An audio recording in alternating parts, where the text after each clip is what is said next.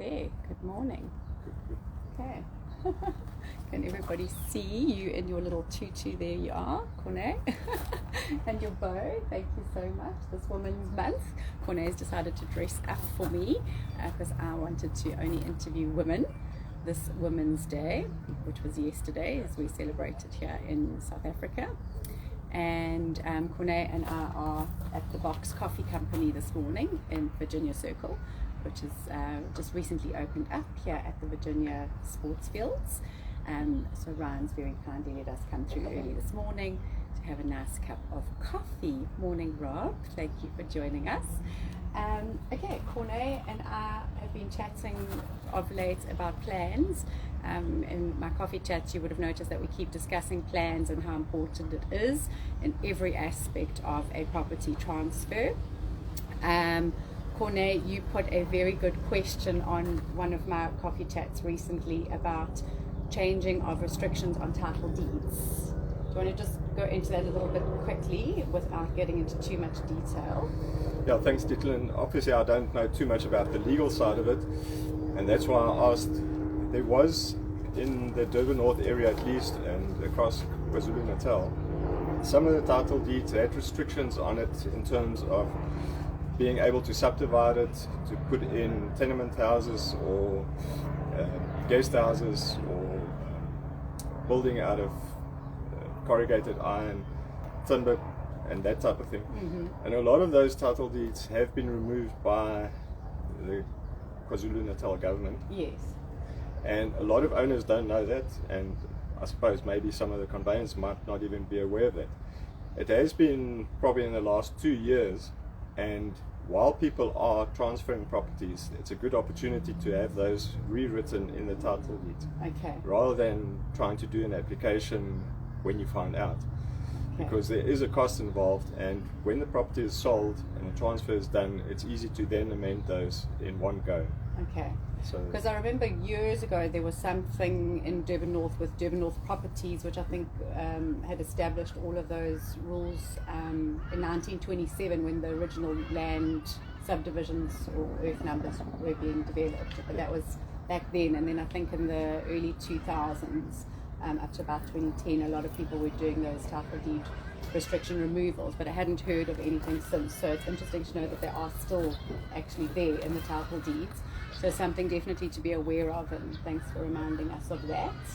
The one thing specifically, maybe just to mention on that, and that's where I picked it up, is that the zoning changed in a lot of Durban North area properties to allow for a second dwelling on a property. Yes.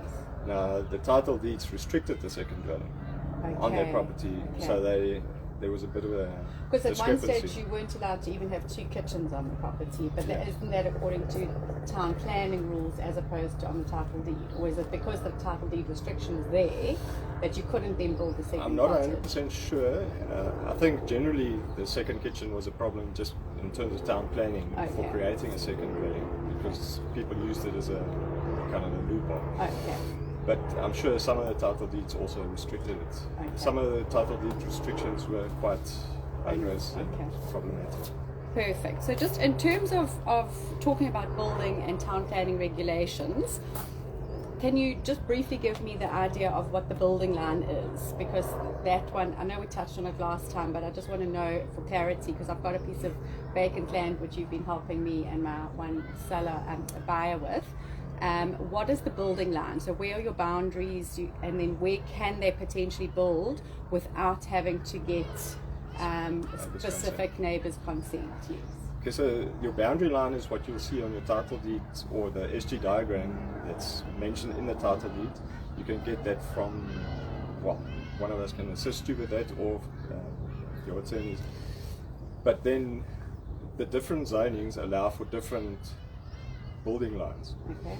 Generally, it used to be 7.5 meters from the front. That's been relaxed in the last couple of years on many properties, not all, to about 5 meters from the road frontage. Okay. It used to be on average 3 meters on the sides and back, and that's been relaxed to 2 meters on the sides, and sometimes some properties to 1 meter on the side. Oh, wow. And also the same.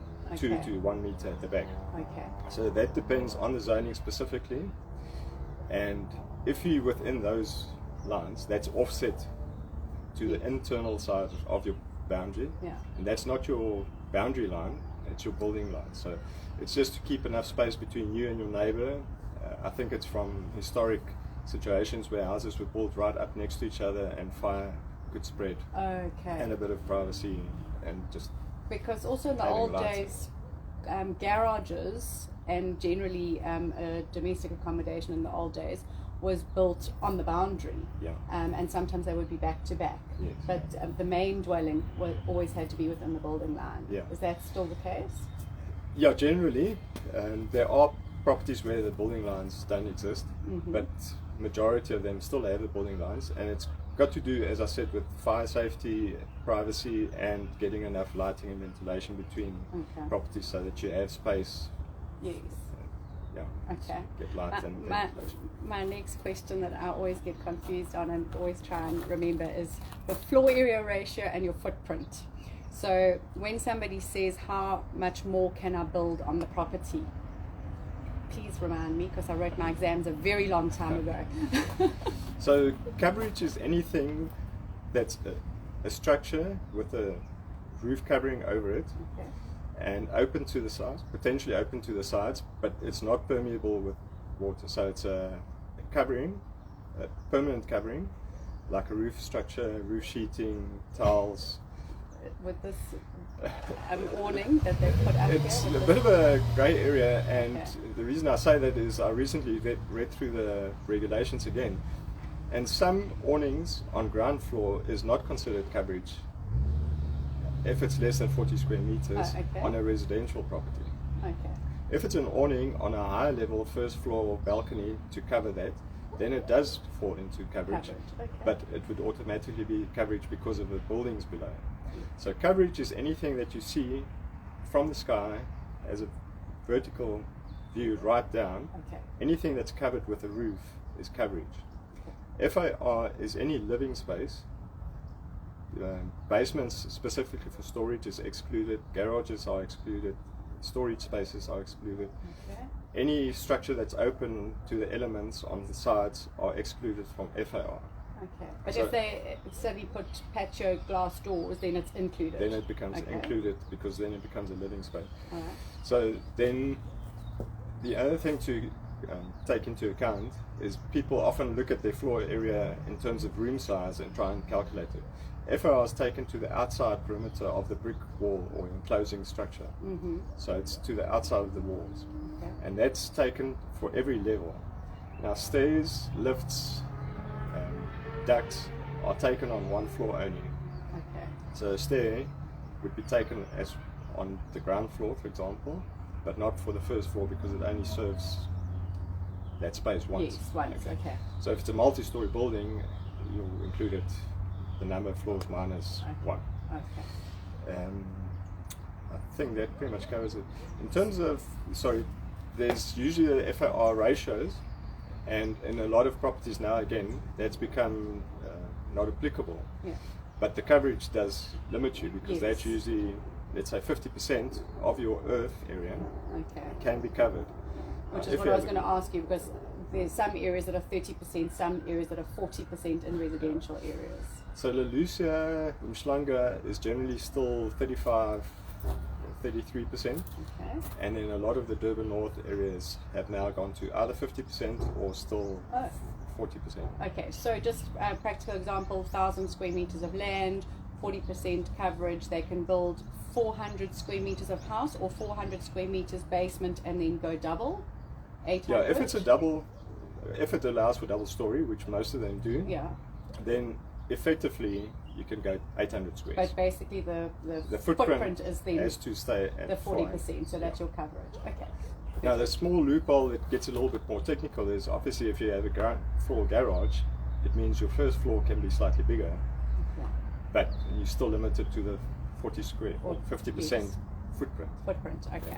And then just another one, obviously we're talking about houses in residential areas. Within estates, they also pretty much stick to those guidelines, but then they've got building guidelines and design codes, etc. Yeah. I know one or two of the estates are quite restricted in that the upstairs area has to be half of the downstairs area, but that's because it's an eco estate and that sort of thing. So when you're looking at purchasing land, you've just got to be aware of all the various building codes and restrictions within the estate, plus obviously on any of the title deed restrictions. Yeah. And then the town planning guidelines are clearly very different between Durban North, Lelucia and Umhlanga. So I don't know what they even are anywhere else in the country, for those of you that are watching from elsewhere. But we're talking about KZN and eThekwini specifically this morning. Yeah, it is quite interesting because you might look at your title deed and say, I'm allowed to do all these things, but then the zoning for that area might be different. And as you say, in the estates, they have even more restrictive conditions for certain things that might not even be covered in title deeds. Okay. So yeah, unfortunately it gets a little bit tricky, but that's why I pay the good money for the estates. Any questions coming through there? I just want to have a look there because I see a couple of people that joined us extra. Vanessa, obviously Corne's answered our question about the title deed restrictions, and I'll point that out to Daniela as well, but we'll discuss that later. Garages and cottages, okay, we've discussed. So just the one thing you said on just now was the single story versus double story. Triple story. Can some houses go triple story? And again, is that zoning? Because we are starting to see a lot more homes where there's garaging as a basement and then double story on top. You know, what is the right for the neighbours in terms of now suddenly a triple story is being built in front of them? Because that is always a tricky one with the triple. It is a bit of a tricky one, and I've spoken to one of the gents at town planning or land use management, and basements, if it's 50% below ground level, is considered a basement, and then not necessarily part of a allotted 2 stories. Okay. But generally, what they say is 2 stories equates to, trying to remember the figure, is it 7.6 meters? I'm going to have to get back to that exact number. But it's basically 2 stories from the highest point of the natural ground level. So if you have a very steep side and you're building right at the bottom, your height limit is 2 stories from the highest point of the natural ground side. Oh, wow. So not when they've demolished everything or piled it up high. The natural ground level, as you get it, 2 stories above that point. Okay, so you're driving in and you're going to drive up your driveway.